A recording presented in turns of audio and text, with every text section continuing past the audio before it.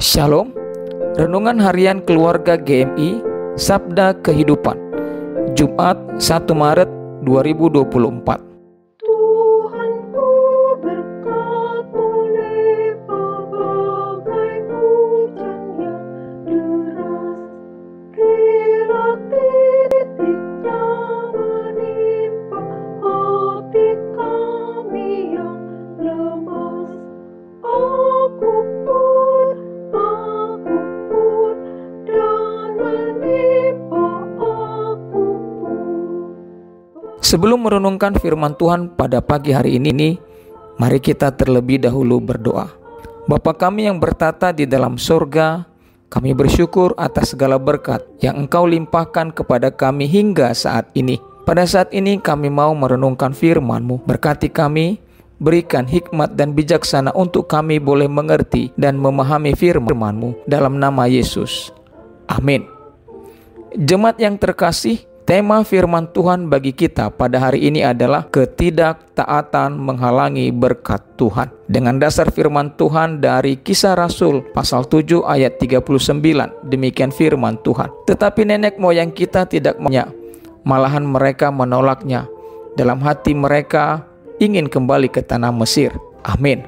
Jemaat yang terkasih, Kisah Para Rasul pasal 7 ayat 30-40 menyampaikan pesan penting tentang ketidaktaatan dan konsekuensinya. Kisah ini membawa kita kembali ke zaman Musa dan bangsa Israel, di mana bangsa yang dipilih oleh Allah sendiri sering kali tersesat karena keinginan mereka sendiri. Di ayat 39 disampaikan dengan jelas tentang keadaan bangsa Israel pada masa itu, di mana mereka menolak taat terhadap Allah dan kepada Musa. Ketidaktaatan ini bukan hanya menunjukkan ketidaksabaran mereka terhadap Musa, tetapi juga menunjukkan ketidakpercayaan mereka kepada Allah. Mereka lupa akan janji-janji Allah dan perbuatannya yang ajaib dalam mengantar mereka keluar dari perbudakan Mesir. Namun, kita tidak boleh melihat kisah ini sebagai sekedar catatan sejarah. Kisah bangsa Israel yang tidak taat itu menjadi cerminan bagi kita.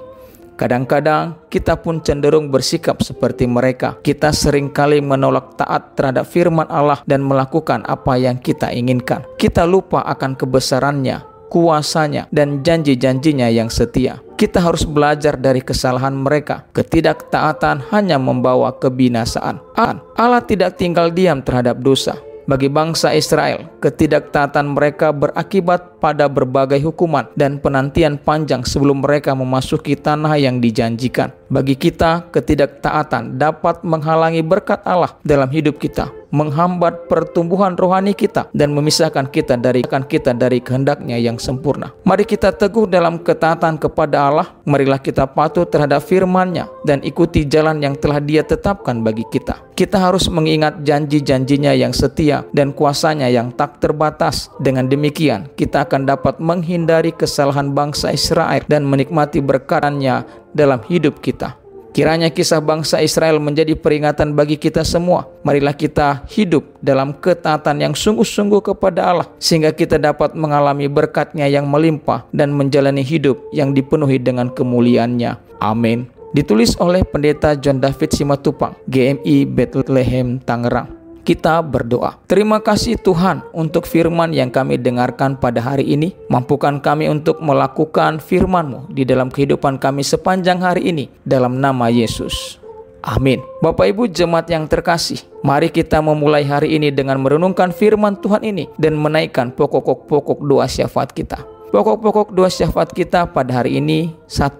Berdoa agar kita senantiasa taat pada firman-Nya. 2. Pelayanan pemuridan di gereja-gereja lokal sehingga dapat memperlengkapi jemaat. 3. Program Badan Pemelihara Harta Benda GMI Wilayah 2, khususnya dalam pendataan aset GMI dan proses legalisasi aset GMI Wilayah 2 ke atas nama GMI, serta program pengadaan kantor dan pastori GMI Wilayah 2. Tuhan Yesus memberkati dan menolong kita sepanjang hari ini.